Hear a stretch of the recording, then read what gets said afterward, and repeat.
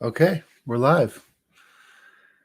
Uh, Jen's not quite here yet. She's still doing her morning commute. Edmar might be able to join us a little bit later. So for now, you're stuck with me.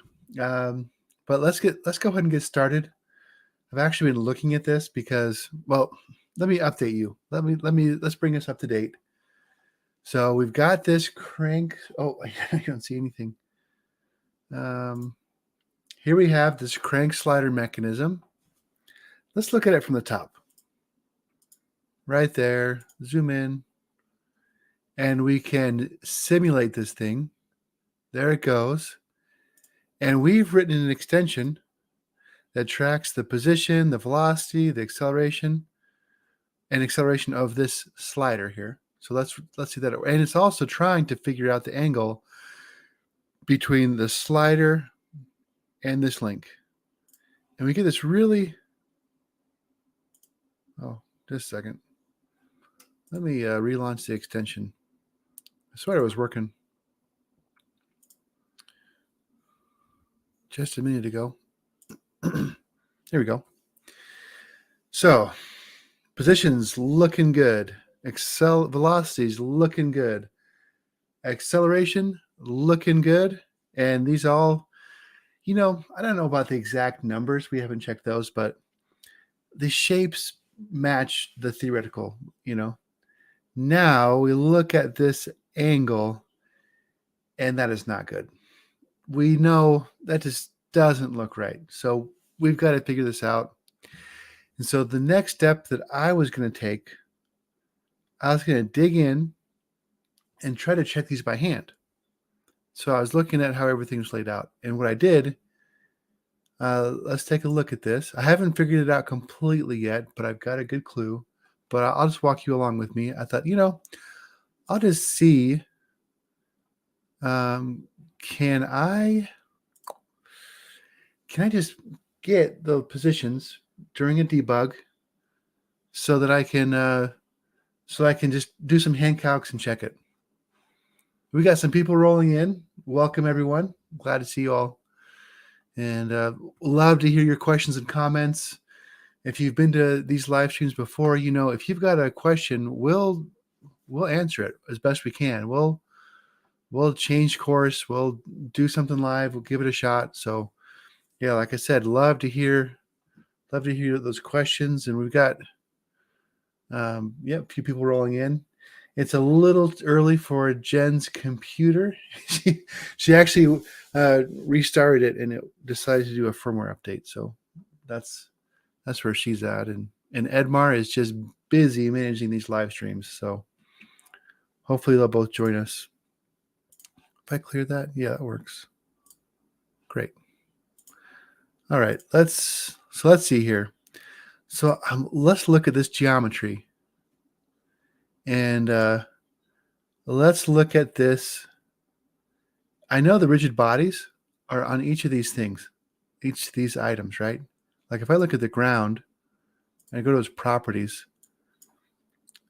that's where the rigid body is. Okay, so let's look at these. It's a little, I'm not getting any. Maybe it has to do with this view. Let's go to perspective. Yeah, and look at this. The coordinate system for all of these it's not where I expected. Oh, wait, Jen's with us. So Jen, I was digging into this problem we've been having, and the first thing I decided to do was look at these rigid bodies to see if I could get their positions during the simulation to debug and check it out.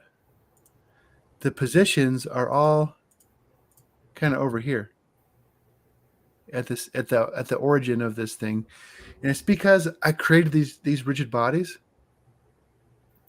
and then I put the CAD geometry underneath them. And let me see. Great question, by the way, from Simply Chenable. I hope I said that right. Which DCC did you create this USD in? And we actually used GrabCAD. So I don't know. I think it was SolidWorks, but I'm not even sure if it was that or like an IGES or step file. Mm-hmm. Yeah. So you created a rigid body on each one of these, and then it kind of reset the pivot point for Well, them. well, I was organizing my assembly, and so I created these rigid bodies, and then I put each of my pieces underneath the rigid bodies. Does that make sense? Yeah. And so, let's see what happens. So check it out now. Okay, now if you run the simulation, you won't see anything move. And if you remember from a few live streams ago, let me go back to this and heads up display. Oh, come on. Where are you? Physics overlay.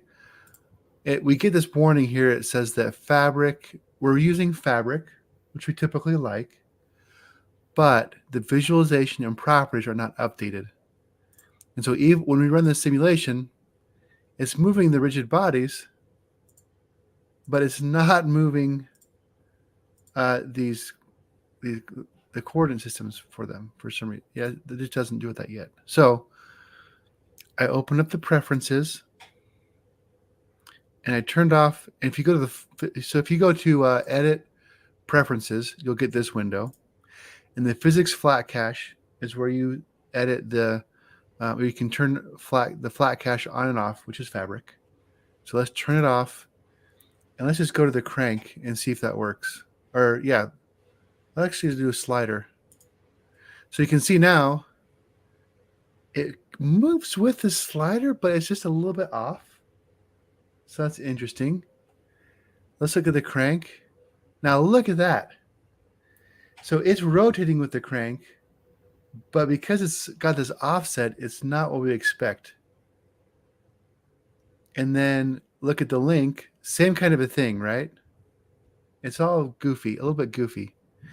Now, here's where we get there for real. Look at this.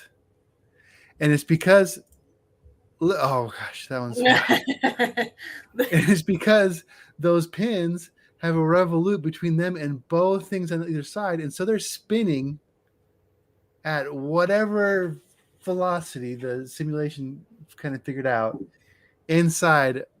They're just kind of spinning in there. And so if we're trying to find the angle between that coordinate system and anything else, the result's going to be like that. Total trash. Okay, so that's, oh dear.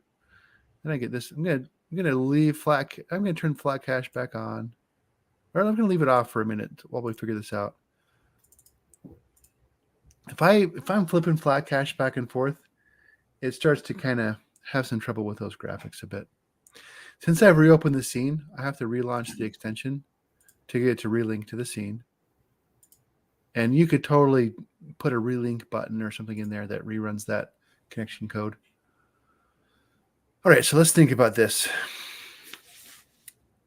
Oh, excuse me.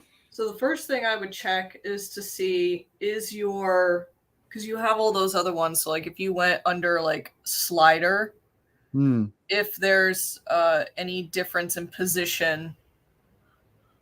Great question from. Would it be better to recreate it again at this point, or is there a way to remedy this? That's such a good question, and we're thinking about it too. So, if you have some ideas, let's hear what Jen's thinking. Yeah, there's different ways that you can remedy this, but if there's quick checks that you can do, right? And if you go through all those quick checks and none of them work, then you're probably better off just trying to reset the pivot. And whether or not that's easier for you to use in your DCC app, or if you want, we do have a pivot tool as well. But so the first thing we probably should look at is we have this parent, and I wonder if the child is offset from the parent, right? So if that one has a different position, right? So right now we're still looking at the crank slider one, but if we look under properties, is there a... Doesn't have a traditional transform. I wonder, Okay, can I take this? First of all, can I just do this? Not if it's a reference or yeah, if it's a reference, you can't. Okay. Man, I'm just wondering if we could. This one doesn't bug me so much. I just wonder if we could like. Okay, there, our slider is working okay. The Well, transform's the last one, right? Of the matrix, that last row. this whole thing is yeah. This the translate is the last row. So, Oh, so we could copy these numbers because this is going to be all zeros, yeah, or is it? ish. If I do this and zero it, let's say if I zero all these, how does it look? Let's find out. I can always reopen my scene if I need to, right? Yeah. So we're just going to go through and zero these all out.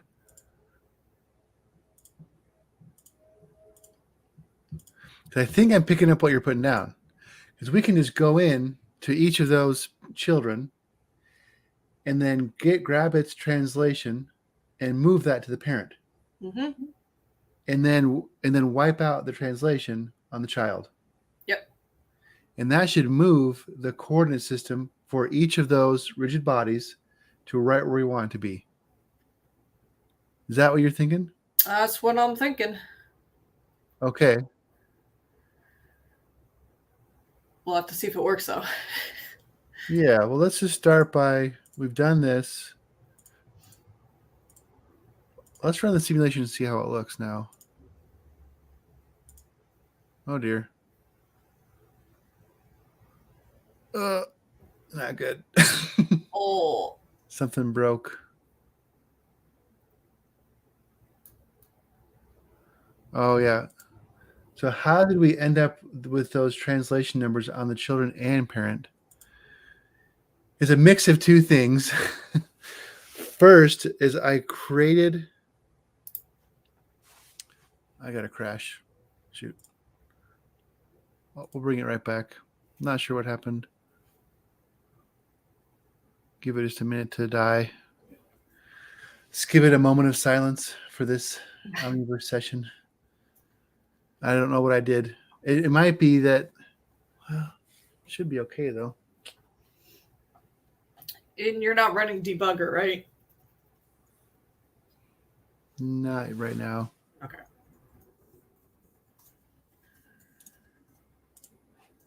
End it. While that dies, I am.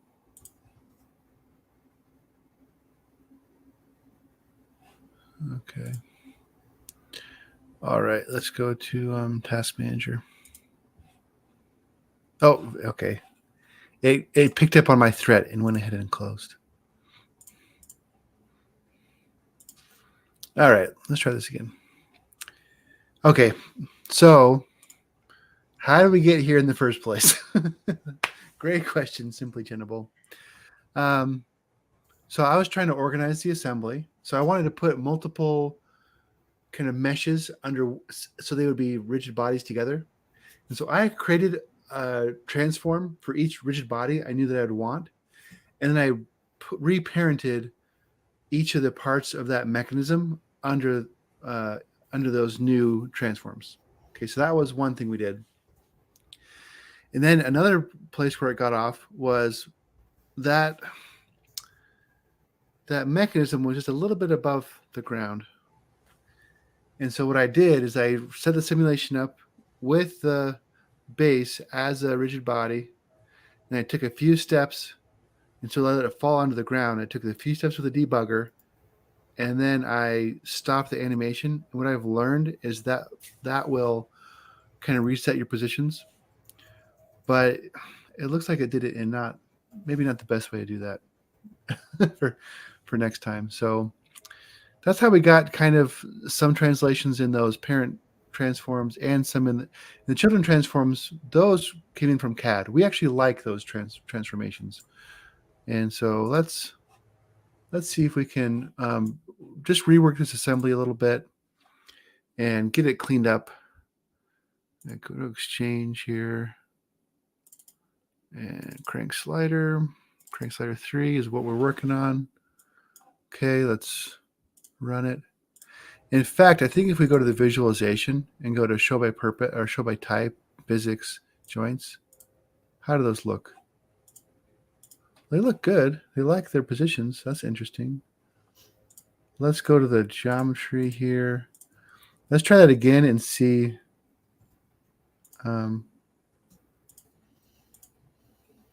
What happened? Oh, let's reopen it. I'm not sure what's going on there.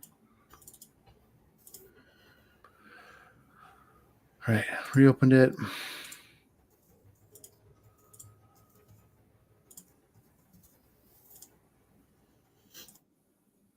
Okay, now if we go to the crank and reset it, the question is, yeah, okay, I fixed that joint. They've translated by the same amount.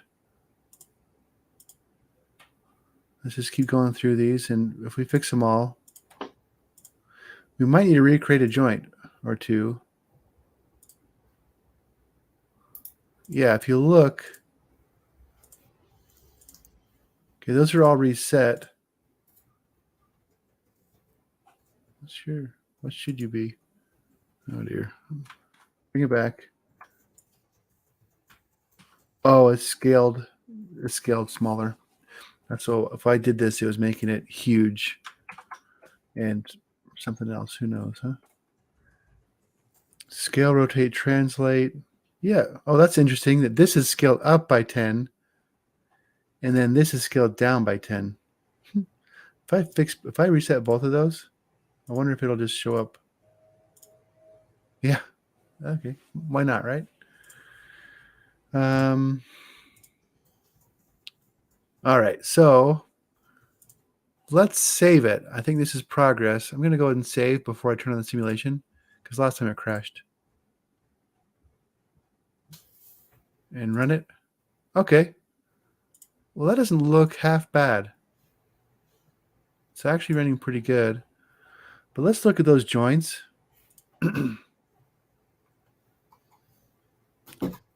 Yeah, if you look at those, they're just a little bit off.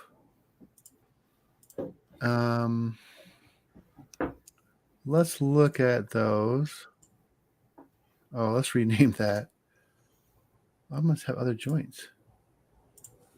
Just a second. If I do physics joints, it'll show me. Okay. That's a trick. That's a good trick, by the way. I knew I had 6 joints, but only 4 were organized. So you can come here and filter by lots of stuff, and it will make them easy to find.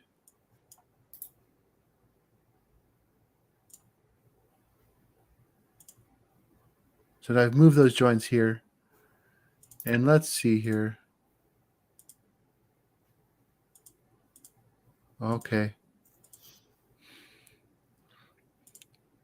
So both of these are kind of in that same spot.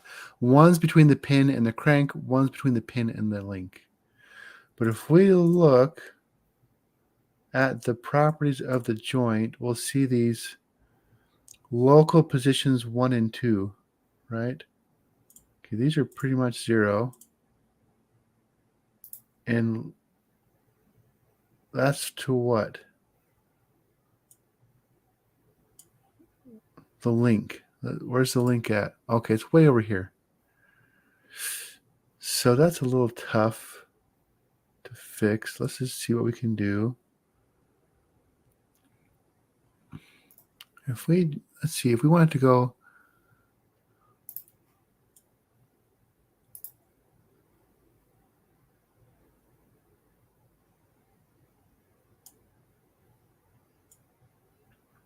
I wonder. If I do this, will it fix it? No. Just see if I can fix this by hand, you know? You know what would be really nice? Is there a measure tool that can measure like the distance between two?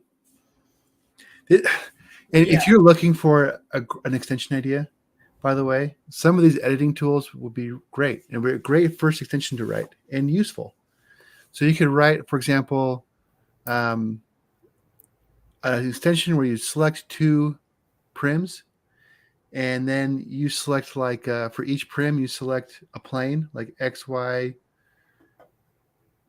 plane or YZ plane or XZ plane, and then just measures the distance and angle between those planes, or I don't know. Some measurement tools could be really a great extension to write. But Jen, do you know about a measurement tool? Or? I think there is one if you go under the extensions tab and then look up measure.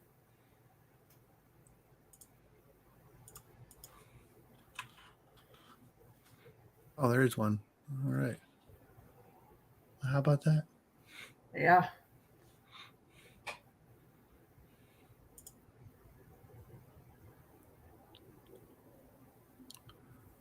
Where does that show up? Oh.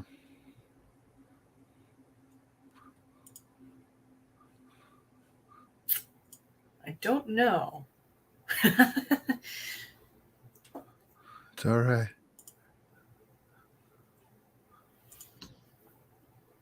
These look really close. I'm going to just keep going by hand fixing these, I think. Because you can see how off they are, right? Are they? Yeah, see how that's... Oh, yeah. Let me show you. Let me zoom in a bit. You can see the two local axis systems, right? That one and that one. I think, well, actually, you know what we want to do, I think? Well, is that like a visual thing with the widgets, though? Or is that like its actual placement? Okay.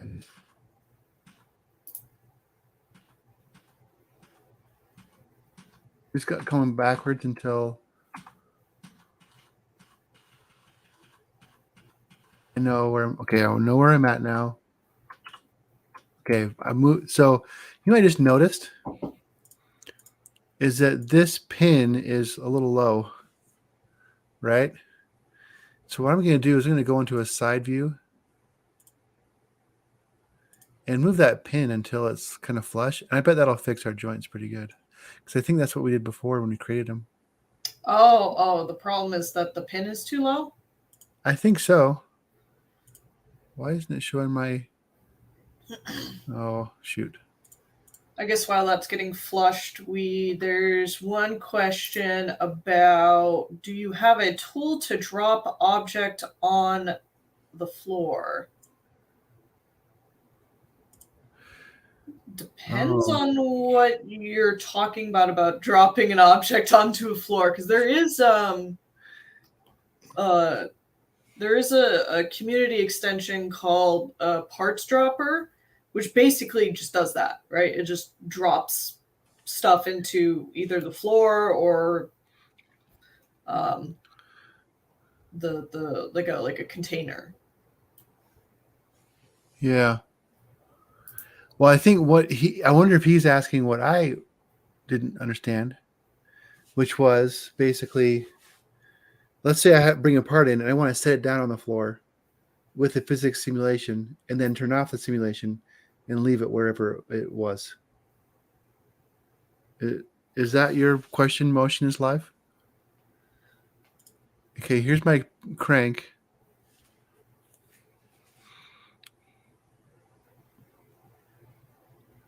Zero gravity, huh? Oh dear. Let me just fix this pin real quick. You want to go on the Y? I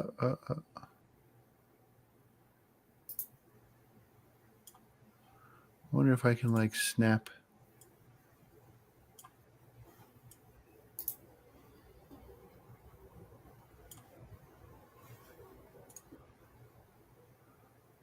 Edge prim surface.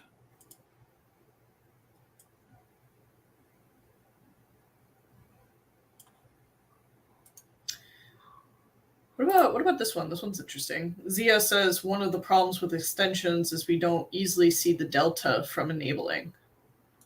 Yeah, well, that's true. Well, that's up to the extension writer, right? Is you can have it show up.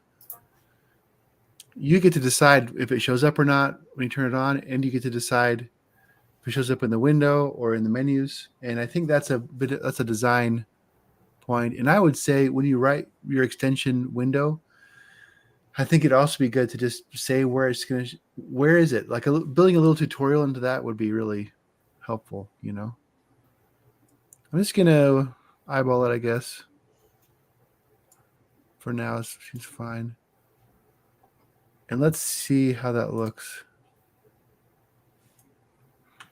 when we run it.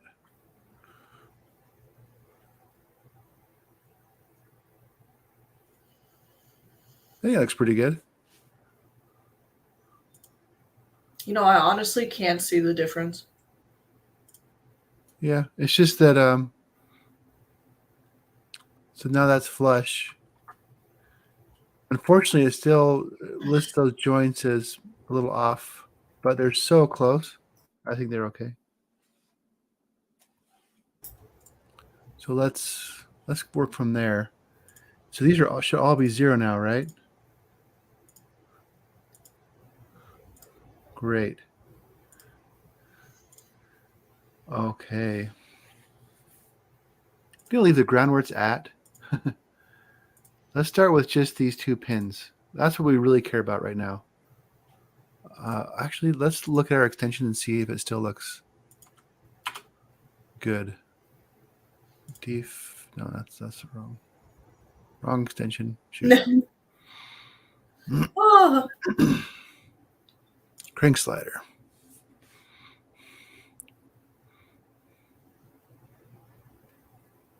Oh dear.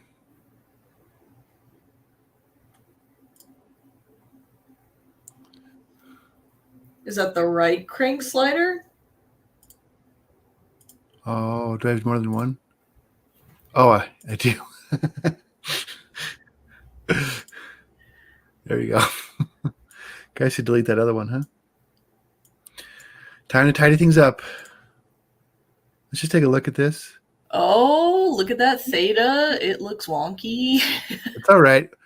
We haven't done the fix yet, the final fix. We've just zeroed out the rigid bodies. So that's just spinning, doing its thing. At least it's consistent.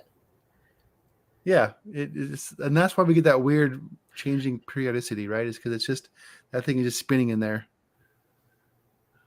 All right.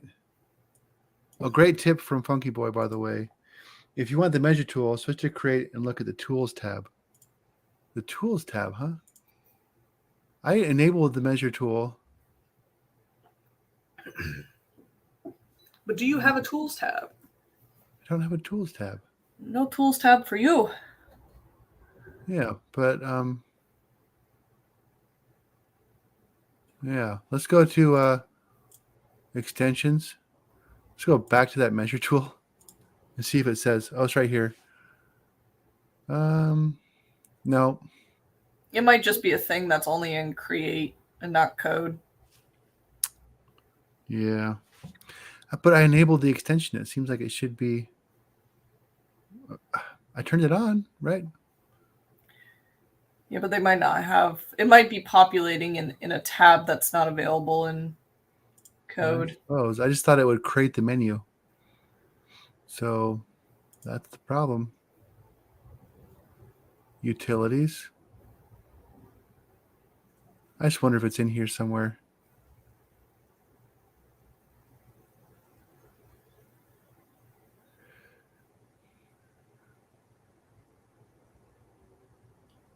Toolbar. The chat is trying to tell you it's not in code. I know. I just turned the extension on, so I just feel like it should be available somewhere. I think I might right now. I believe you, but I'm annoyed. Does that ever happen? Like, but it should be. I turned the extension on. It should be.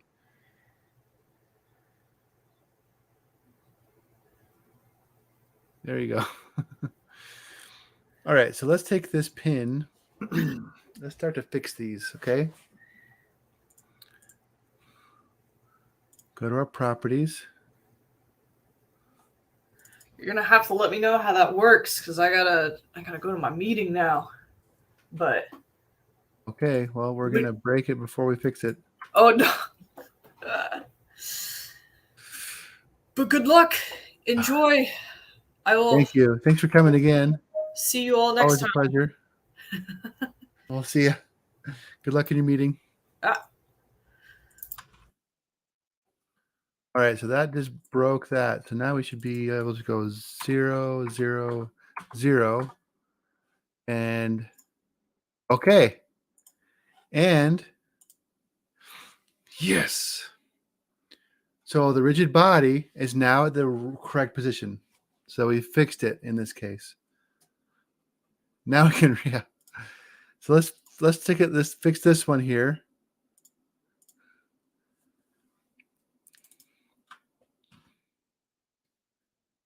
And then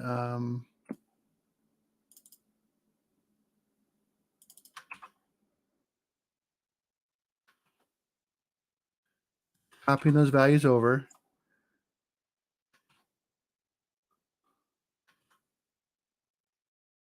And it seems like there should be a better way to do this, right? Could be a great extension.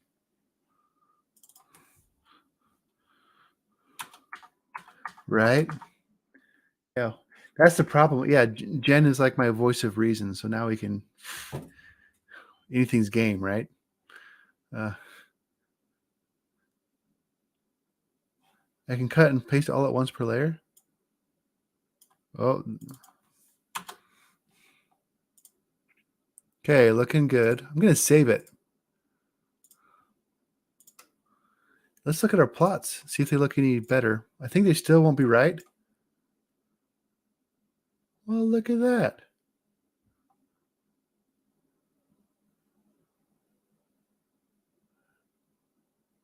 That's looking a lot better. Way different. Yeah, way different. It's a lot more like what I would expect. But look, it's, well, I don't know. It's a little bit, the frequency is a little high, right? It seems like it should be going like one cycle along with the cycles above, right? Is that, man, it's kind of hard to read. I'm going to go to the extension real quick. It's got so much data. It's hard to tell. So let's just, first of all, let's save the scene because I like where we're at. Now let's go to the extension. And up until now, how many data points are we doing? Let's do like 100 data points instead of 1,000. I think that'll make it easier to read. And where else do we do 1,000? That's the velocity plot. Range. Here we go. Here's just the clear, creating 1,000 data points. 100. Where else are we doing that? We're doing it where we kind of keep it. Yeah, while lengths less than 1,000. Let's make a variable real quick for that, huh?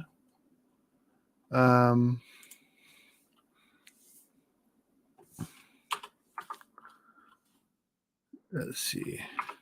We'll say self dot data length equals 100.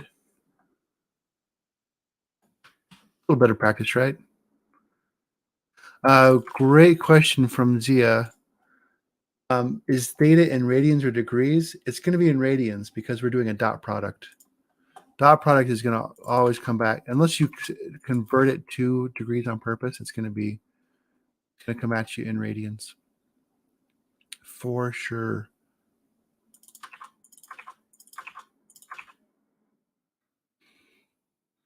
There's one more spot.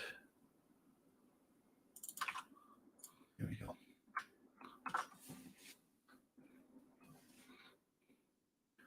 Let's look at that simulation now and see how it looks.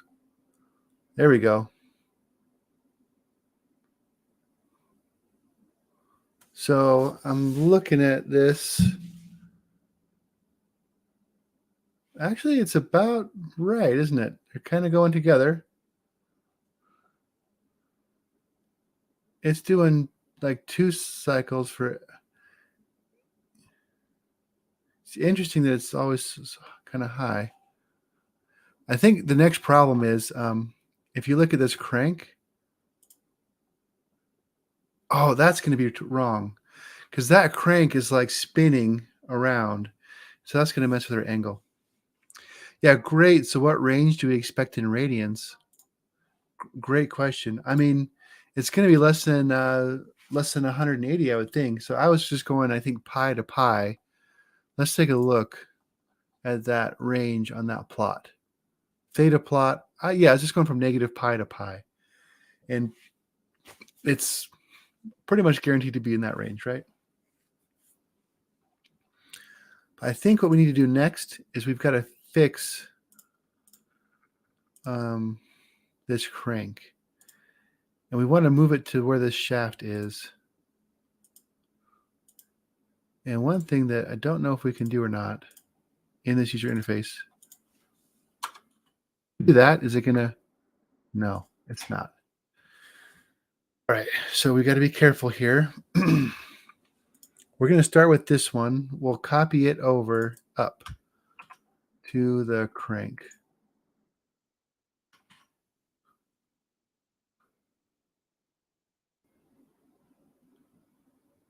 From the shaft.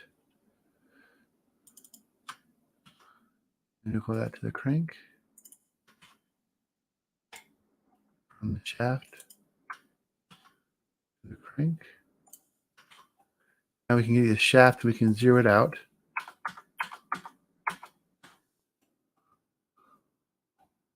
And I missed it. Where? Oh dear. All right, where'd it go?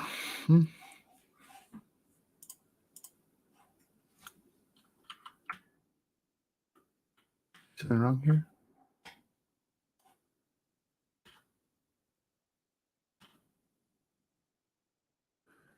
Okay.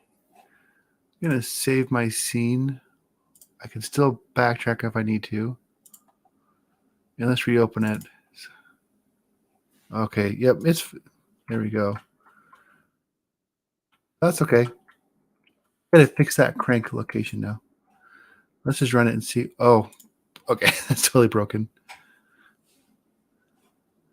Yeah, we're getting into the territory where Jen might have told us we shouldn't do this. So,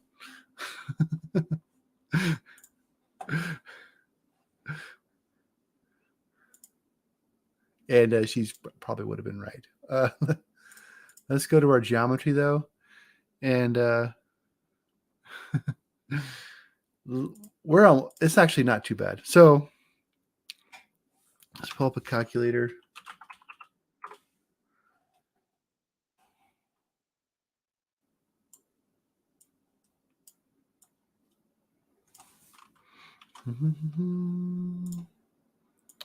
Well, let's fix it. We'll fix it. Don't you worry. We just have to translate. So however much we've translated this crank rigid body, we've got to take this crank and go back that amount. Okay. So the shaft is now at 0. And this crank is not going to be at 0. But it's going to be however much we've moved the other one.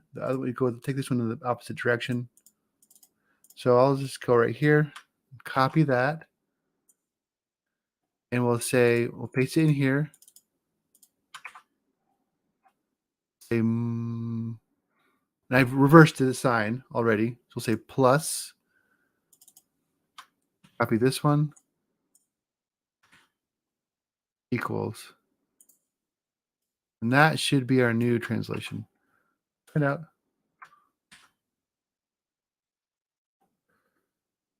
And now let's go to the crank and grab the next one. Go ahead and clear here.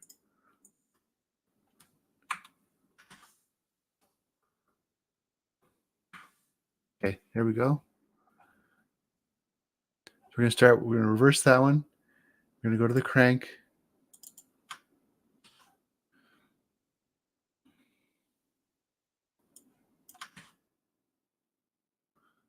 Okay, 27.5. That's a nice even number.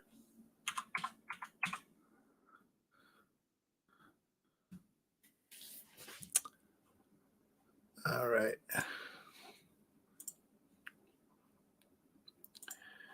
And then we're going to take U.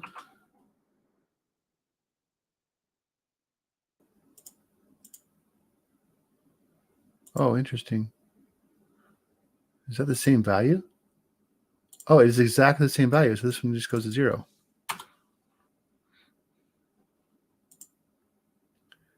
Oh, I did it the wrong place. Shoot. Let's go back until that's...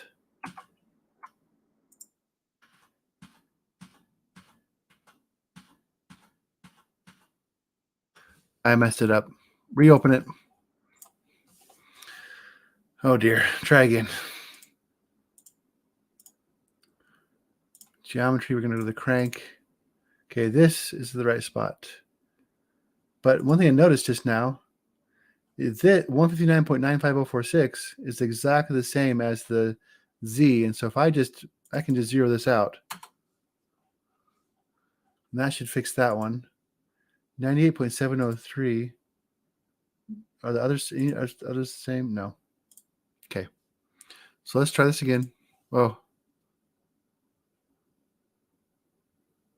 Great second. Why do the transform properties have a different UI than the prim transform properties? Weird. Yeah. It turns out that there are a few different ways you might want to have your transform set up. And so when you add your transform, you can do a translate, rotate, scale style, or you can do a transformation matrix. You can see there are a few, or you can just add a translate, rotate, and scale. I would just be careful with these because one thing you can do, if I add a new transform, it creates a second transformation matrix behind these. And so if I'm moving this around, it missed one but not the other. And that gets a little goofy. Let's reopen this from scratch though, now that I've messed it up. Yeah, so you can add there's different styles of transforms you can add to your prims. Okay, back to geometry. Go to the crank. We can reset this one to 0, which is so wonderful. Now, for this one, let's start by, we're going to take this value and add that value. So we're going to start with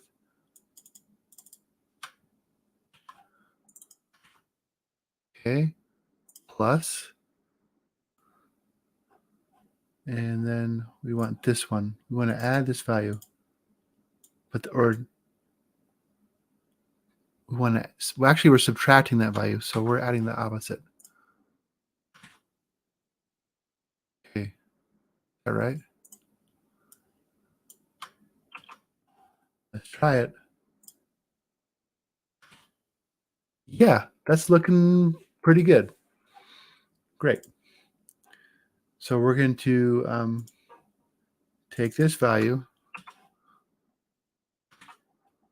and I'll just go ahead and subtract this value. That's really more what we're doing.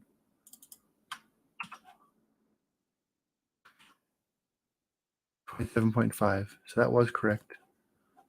But I put it under the wrong one, I think. Oh, it is. Looks good. Let's see how it animates. Oh, come on. Oh, here's our next problem. Look at our revolute joints position up here in space. So the fix continues.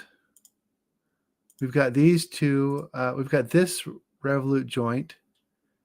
And if we look at its properties,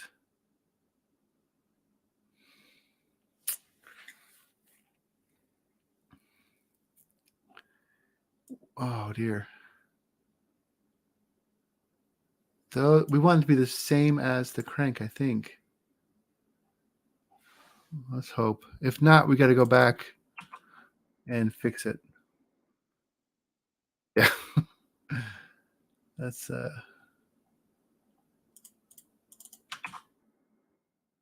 right. Crank.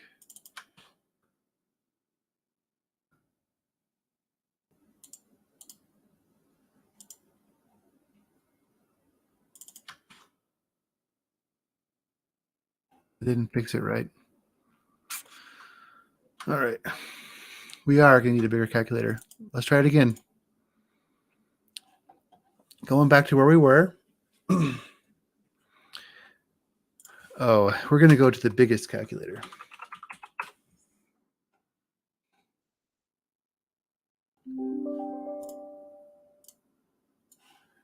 And if Excel can't do it, it can't be done, right?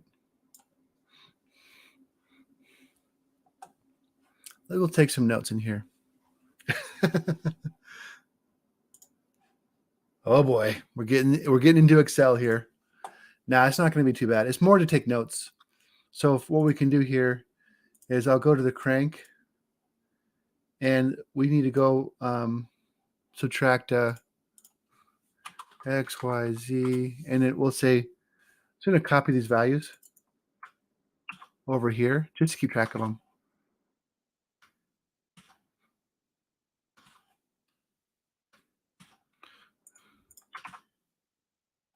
All right. And we'll say like, and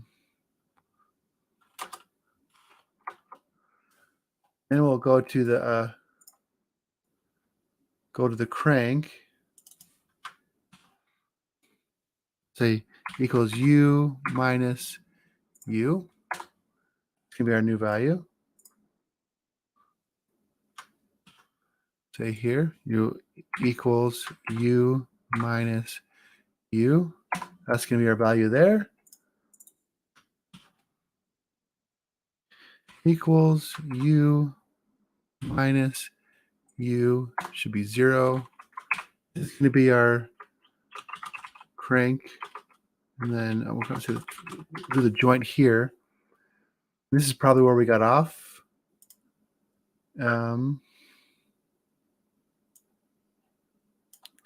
Let's get down to the properties of the joint. First of all, let's just look real quick. Oh dear. At all these joints. That goes to the crankshaft. That's fine. Goes to the crank to the crank pin. We could have created that from the crankshaft. It wouldn't have been a problem, but it's okay. I think that's the only one. The slider to the pin, and then that's the... Yeah, we just got to fix... This crank one is off. Okay? And so... Oh, dear. I think it's this one. Let's double check. Sorry, I'm getting this little... Oh, fixed itself finally. The crank. So this first one is off. So equals U minus U. Aha. So different values. My idea of just copying values over was not a good one. Equals U minus U. That one almost would have worked.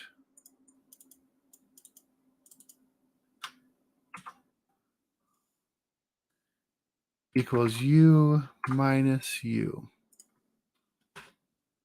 Oh, that's so tiny, we'll just make it 0. All right, so let's fix those. Just copying over from my Excel.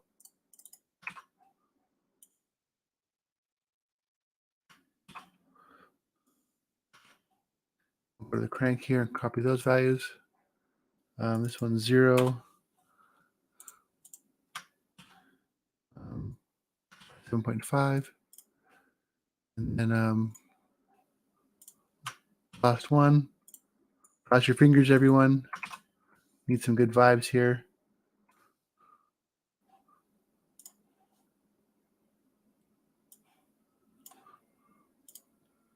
Yeah. There we go.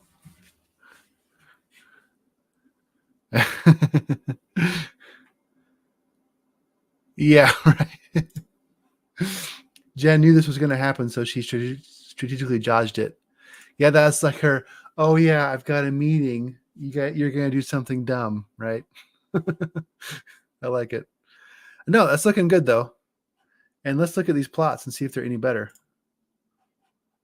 Well, that's no. Let's see if it. Well, let's relaunch that extension and see. We did not reparent anything, so it should be okay.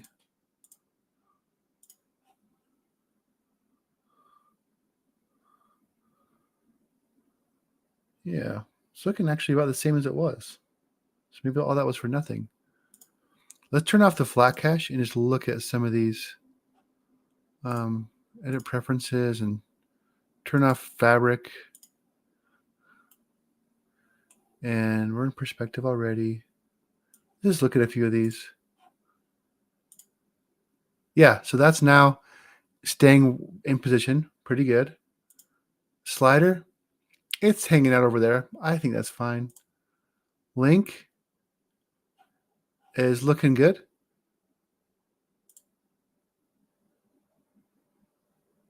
Yeah.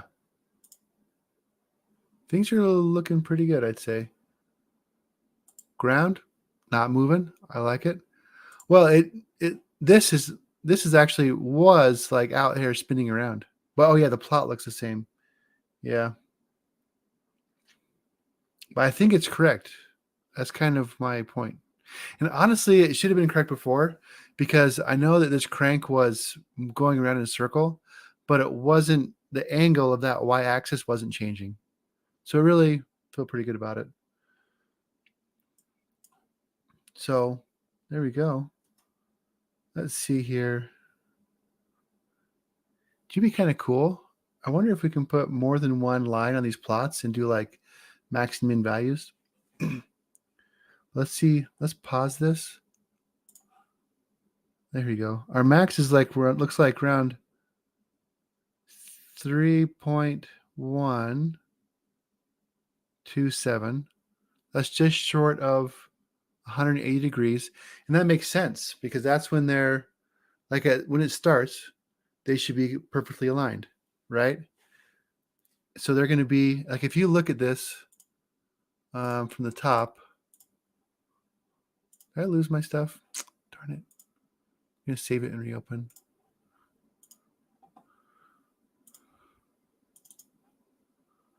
Okay, let's clear this plot. Actually, we'll need to relaunch that.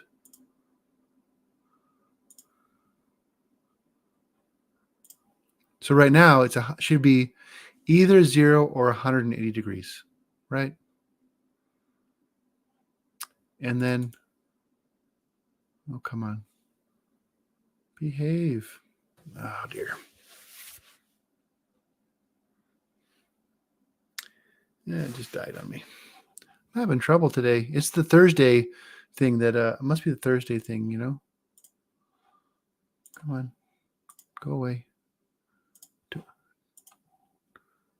Don't think I need that anymore. Yeah, here we go.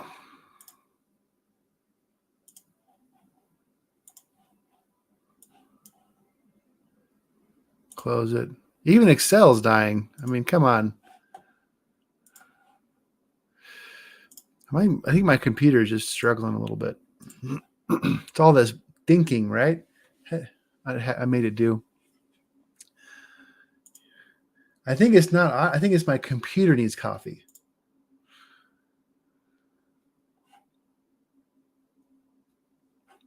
And why doesn't theta go negative? Yeah, good question. I wonder if I wonder if that's a dot product thing. Because we're using the arc cosine. You might need to do a different. I wonder if it can. I don't know if can arc cosine produce negative a negative angle. I don't know.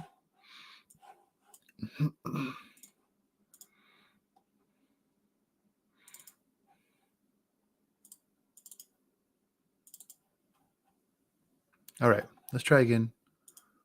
There we go. So it's at 180 degrees. It's at some positive angle. Looks like less than 30 degrees, you know. Okay. Oh, and then right there is at 180 degrees again. Well, let me think about that. Yeah, because this thing isn't rotating.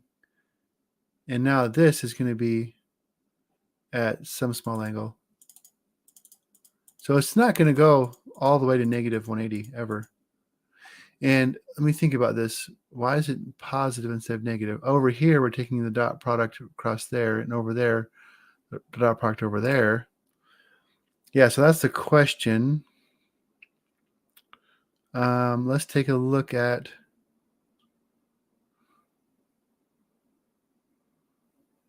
Yeah, this arc cosine. I'm going to do a quick search. Does arc cosine give negative? Can arc cosine be negative? Yeah. Oh, the arc cosine of a positive number. Here we go.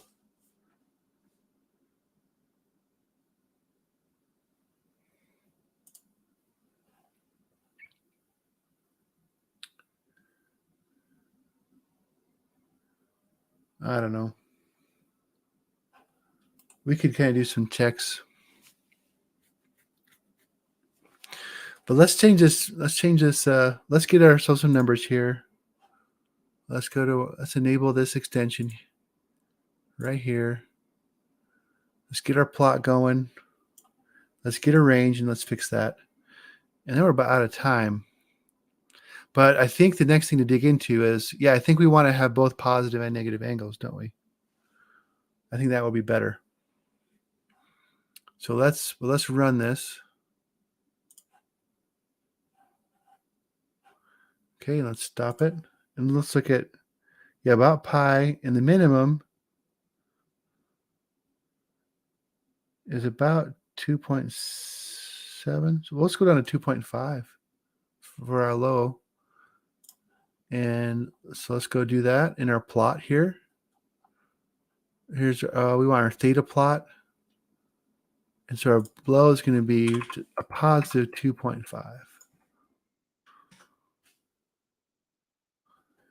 I think there's some things we'll want to check out. Like, for example, we need to make sure that our velocity magnitude is correct. It should be fine, actually, but there we go. Look at that.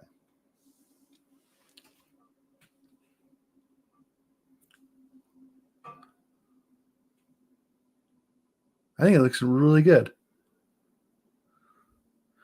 So if I read the plot correctly, our cosine is between -1 and 1.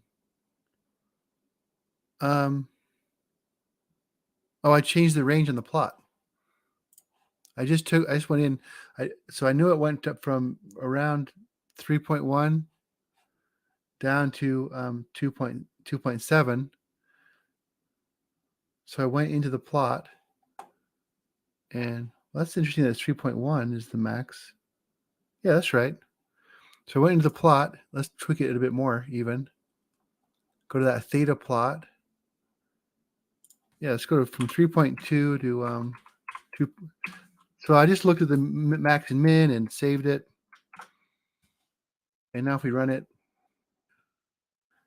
we should get like filling up that chart really good. Yeah, this looks really good. And I would just continue with the calculations. Well, so what's next, I'd say. So we've got a good angle coming out. And what we can do is, so we've got a good angle coming. We've got good velocity. We've got good acceleration. That's an important one. So we've got the acceleration of this slider. So mass times acceleration is going to be equal to the force that slider exerts on this pin. Okay? And then this angle, and that times like so that force is going to be the cosine. That force, this divided by the cosine of this angle, will be the larger force that's being transmitted through this onto this pin.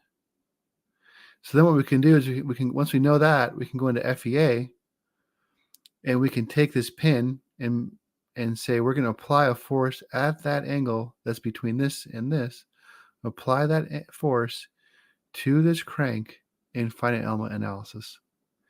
And we'll be able to use that to calculate load cases on this crank. And if we feed that into structural topology optimization, we can design this crank using the results from our Omniverse simulation. Cool, right? Yeah, I can't wait. So, hey, finally nailed down the angle. And I think we'll probably want to do some debugging as we go and make sure everything is in the right range and right magnitudes. But really, I'm just trying to vet out this workflow. So I feel pretty good. Everything's looking good. And I'm excited to go and calculate some load cases. Yeah. Structural analysis done in the sim. Or you could write a connector to your favorite structural analysis software and feed it in directly. So, and that which actually is might be what we do. We have a partner that does topology optimization, and I've been just dying to write a connector to their website. So there we go. Yeah, and okay, so Simply Chainable is saying it's over his head. Don't worry, we're just going to do this together. It's fun, and it takes me forever to do any of these steps. So there's plenty of time to kind of follow along and think about it. And thank you everyone for joining. And we're getting close to some, I mean, we already have like an accelerometer in there. We've got some angle sensors, getting some great sensors, and it's going to be cool. And honestly, Simply Chainable, if you're an artist, just take a look at generative design or topology optimization. You're just going to love what these results will look like when we're done. They're so cool looking, and they're very functional. So until next time, keep playing with Omniverse. I need some kind of a tagline, like, don't I? But yeah, we're having fun. So I'll see you next week.